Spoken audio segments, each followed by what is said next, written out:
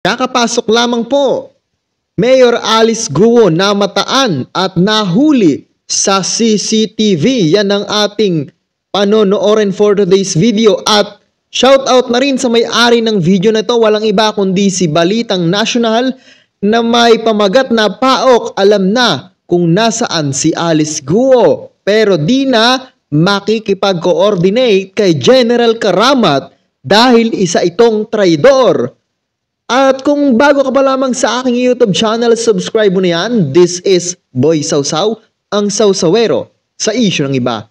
At subscribe nyo na rin itong may-ari ng video na to, walang iba kundi si Balitang National. So panoorin na natin ang video. Let's go! Na nagmamaneho ay si Willie Ong. Okay, ulitin natin. Si Alice Guo po, ligid sa kalaman natin, ay itinakbo ng kanyang boyfriend, taga-Sual, Pangasinan, na si Dong Kalugay. Bakit hanggang ngayon, ang PNP natin walang nagawa? Bakit? Kasi, BFF ni General Karamat ng CIDG, si Dong Kalugay, na dating pulis din. Yan ha. Malinaw na napakinggan natin galing sa bibig nitong si Attorney Toto Kausing na may protection palang nagaganap.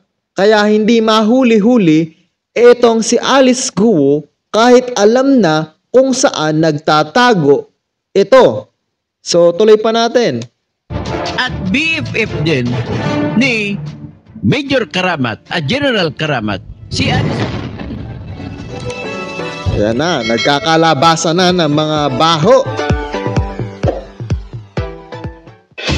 Suspended Bamban Mayor Alice Guo, kumpirmadong tinatago ng nobyo niyang si Sual Pangasinan, Mayor Dong Kalugay, na siya ring best friend ni CIDG General Romeo Karamat. Ayan na, ang hirap pagka na-fall in love ka.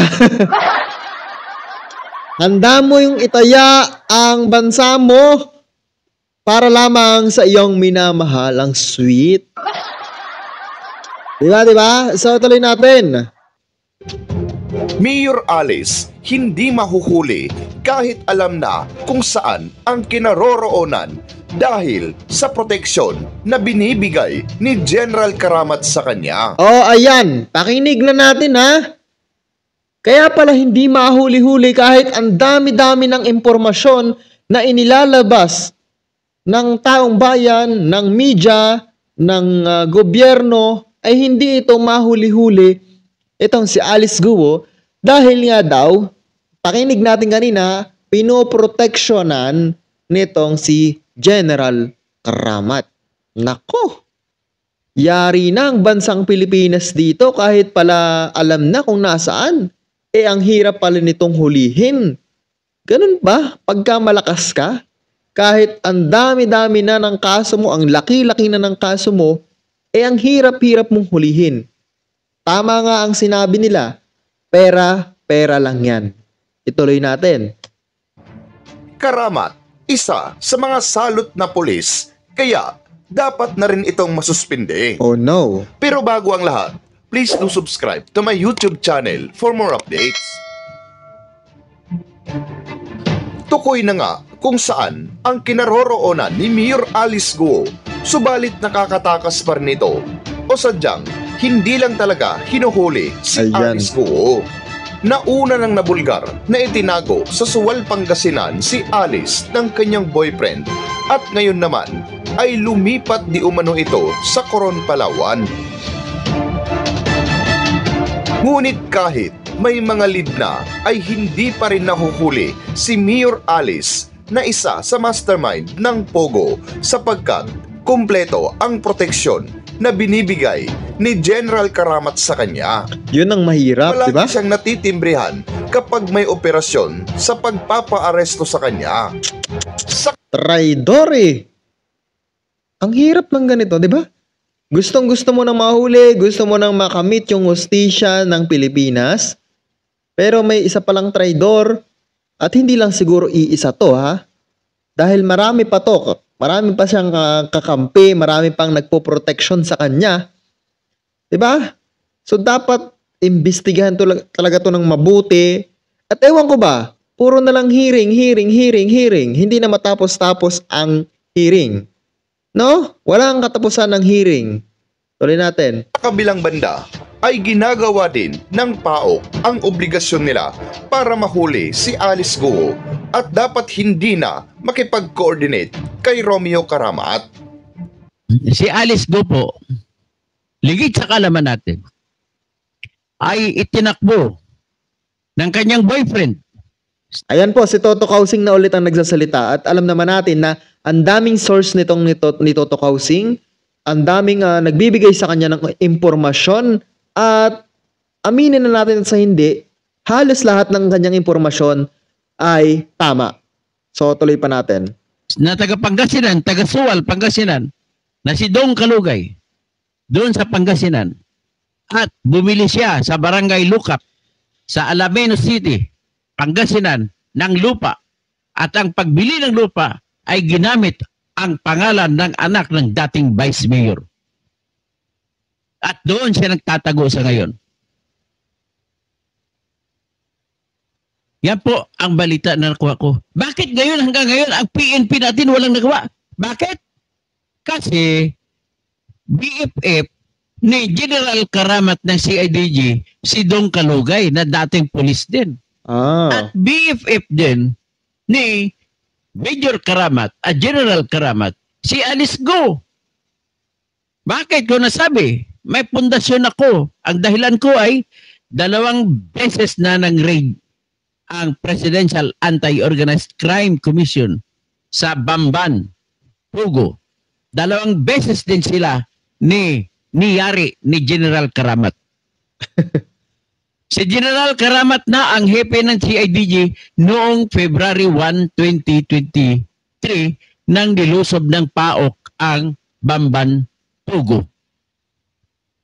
Nang dumating, nilusob ang inutusan, sabi ba daw niya, alam niya, ay si Colonel Alejandro.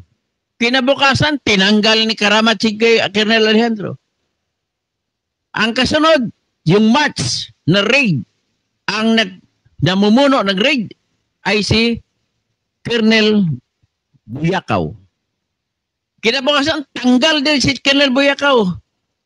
Nagkunwari pa, ikaw naman yung Karamat nagpatanggal eh. Tinuturo nyo pa kay General Marbil.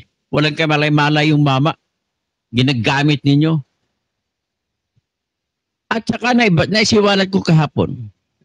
Si Karamat po, General Karamat, ay napakarami. Bilyonaryo po siya. Napakaraming pera niya.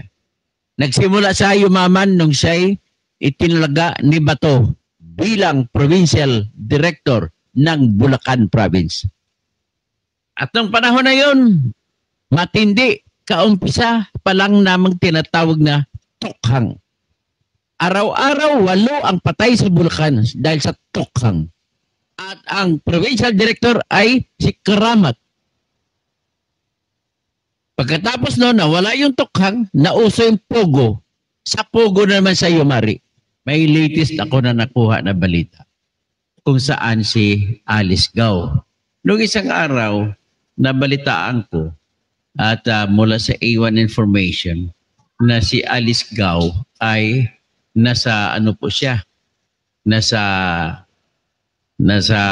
Alaminos, Pangasinan, Alaminos City, at doon siya sa lupak na kabili ng lupa. At ginamit niya ang pangalan ng anak ng dating vice mayor doon at nagtatago sila. At yun katabilan pala yun na Suwal, Pangasinan, na kung saan nandoon yung mayor, nandoon yung kanyang sinasabing boyfriend na si Mayor Dong Kalugay. So, yan po ang na narinig natin sa ating iwan na info. At siyempre, importante po sa kay Alice Go na magtago siya. Ang pinaka-problema niya kasi, kung bakit gusto niya magtago, ay pwede na siya pong hulihin kagad. Yan ang pinaka-problema niya. Bakit siya pwedeng hulihin kagad? Kasi sa ngayon, mataas na po ang uri ng ebidensya na siya ay hindi Pilipino. Siyempre, ang pinakamalakas na ebidensya ay yung tinatawag na thumb mark. Ang thumb mark niya na namatagpuan sa passport na Alice na Go Huaping ay pareha sa passport sa kanyang mga fingerprint na nakalagay sa kanyang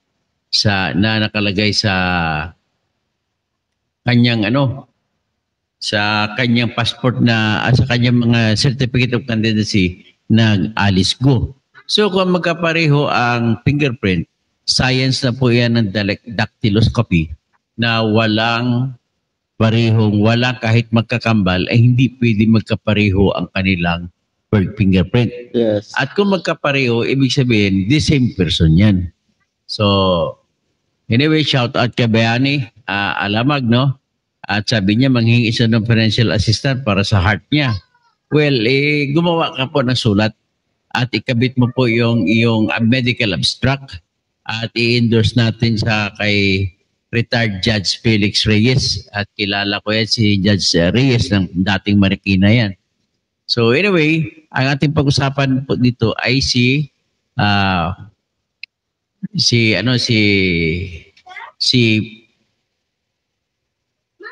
Alice Go na ayon sa aking pinakahuling A1 info, no? Nung ibig sabihin lumalagi din siya doon sa Alaminos, siyempre nabisto ko na ay lumipat na rin siya sa Coron, Palawan. So ibig sabihin pag sa Coron, maaring doon lang siya sa Busuanga. At paligo-ligo lang sa resort. So maramang iyan ang kanyang ginagawa. So anyway, ang isa pa dito ay ito meron ako ipakita sa inyo na video na kung saan makikita nyo na si Alice Go ay bumaba ng sasakyan. Oh, ito na yun. Ito na. So ito i-play ko. Okay? So bago ko i-play, isakay ko muna sa screen ko. Ito po si Alice Go ito na sumasakay sa Ford Ranger. Okay, ito. Tingnan nyo. So, yan. Ipi-play natin. Yan, si Alice Go. Makita nyo dyan. O, yan. Magbubukas. O, si Alice Go. Yan o, si Alice Go. Yan. Huli. Pumayat ba siya? O, yan. Ford Ranger yan. O, ang lalaking yan na nagmamaneho ay si Willie Ong. Ang hindi ko alam maklaro kung si Willie Ong ba talaga yan o driver. Okay lang. O, yan. So, yan po si Alice Go. Bumalik pa siya sa sasakyan. Hindi siya sa sasakyan bumalik. Pumasok siya sa Ipakita ko sa inyo ang mas malaking frame na video at makita nyo na pumasok siya sa warehouse. Oh, itong warehouse naman ito ay kuha ito noong June 28, alas 9:11 ng umaga. At June 20, 2024, ito ay kinuha doon sa Marilao, Bulacan. No, ito po yon, warehouse sa Marilao, Bulacan. Una, makikita nyo meron nakaparada na kotse. Tapos darating dyan yung puti na Ford Ranger. At ang darating na puti na Ford Ranger, ang lalabas dyan ay si Alice Go sa kanan. May lalabas na driver sa kaliwa. Pero ang pakiwari ko, tingin ko parang ito si Willie Ong, yung may-ari ng Empire 999. So yan. Kita mo, ang lalaki ng mga building ni Alice Go kung saan siya, ibig sabihin saan ba kumukuha ng pera itong taong ito? Ayan. So, tingnan niyo, may medyo matagal ang pero sinubukan ko na kunin ng plate number, wala pang plate number, bago pa lang Ford Ranger. Ayan si Alice Go. Tapos pumunta sa kanya mula sa kabila yung driver. At yung driver, pakiwari ko, parang si Willie Ong ito. Tandaan niyo ba si Willie Ong, yung tinuturo na may-ari ng warehouse na sa Pampanga na nakuna ng droga? Yan yun. Okay lang. So, klaro. So ngayon, ang problema natin ngayon ito ay hanggang ngayon ay wala pa rin nahuli ang ating kapulisan at ang NBI. So pinipilitas lang ngayon ni Risa Hontiveros at bakit hindi lang mahuli-huli? Yan ang tanong dyan. Okay? So, i-remove na natin yan.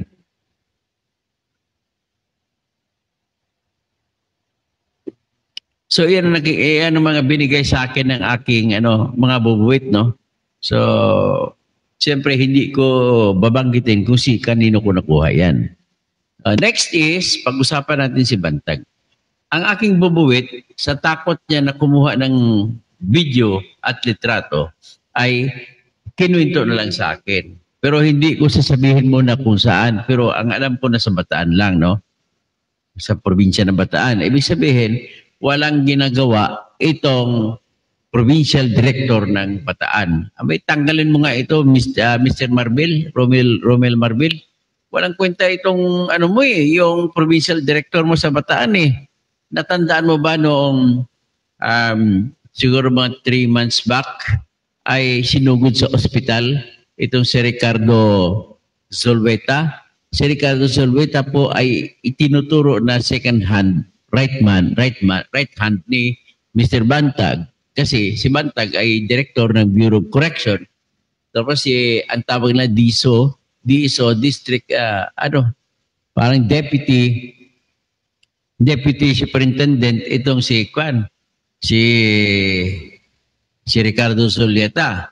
At siya po ang nagkukumpas at siya nag-utos na direkta sa mga preso na maghanap ng killer para ipapatay si Copper Silapid. So, ngayon, ang katotohanan nito is walang direkta na ebidensya na si Bantag nga ang nag-utos. Pero, ang nakakaalam kung sino ang nag-utos sa kanya ay si Ricardo Zulueta. So, ngayon, iniisip ko na sinadyang pinatay si Ricardo Zulueta. At kung pinatay si Ricardo Zulueta, ay saka lalabas si Bantag at mag-submit sa patrial siya. At siyempre, gagamitin niya yung kanyang bilyon na pera at babayaran niya yung judge. At babayaran niya yung judge at mga taga-piskal at para lalabas ngayon na magkaroon ng duda kung siya nga. At kung magkaroon ng duda, siya po ay ma-absuelto. So yan ang nakikita ko na gagawin ni Bantag na diskarte. So una, hindi ako naniniwala na namatay sa stroke si Ricardo Zulueta. Mas naniniwala ako na namatay o pinatay dahil sinupot. Kasi may hilig si Bantag magsupot. Supot ba ito? So ngayon, ang mangyari nito ay sinadya pinatay si Ricardo Zulueta, ni-report niya na stroke, no? Pero nung dinala pala siya sa ospital sa Bataan Peninsula Medical Center. Pero hanggang ngayon, na-request namin sa korte na pasahan ng utos itong depensa at ang mga pulis at ang FBI na kumuha ng autopsy report o gumawa ng autopsy sa bangkay ni Ricardo Zulueta.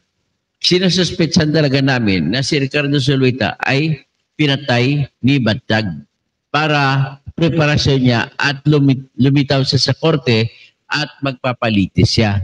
At kumo sa akala niya si Zulueta lamang ang makapagturo sa korte kung sino ba talaga ang umutos sa kanya, kaya pinapatay niya si Zulueta. Pero na problema din siyempre mga abogado niya. Ang abogado niya na problema sapagkat ang katotohanan po, kahit circumstantial evidence lang ang hawak namin, sobrang lakas po. Sobrang lakas talaga. Siyempre, abogado ako dati. Pero alam ko kung ano ang kalidad ng ebidensya na hawak namin. So, gano'n ako kasimple. Gusto nyo isa-isahin ko rito, ha? O Mr. Bantag, isa-isahin natin ang ebidensya na hawak namin. Number 1 na evidence na ikaw ang nasa likod ay si Zulueta ay walang interest na ipapatay si Persilapid. Okay? Number 2 evidence. Yan, iniisa-isa na natin na ikaw ay binanatan ni Persilapid sa noong September 5 na live stream ni Percy Lapid, kung saan ipinakita ni Mr. Percy Lapid sa kanyang live stream ang video na nakuha ang 11 sasakyan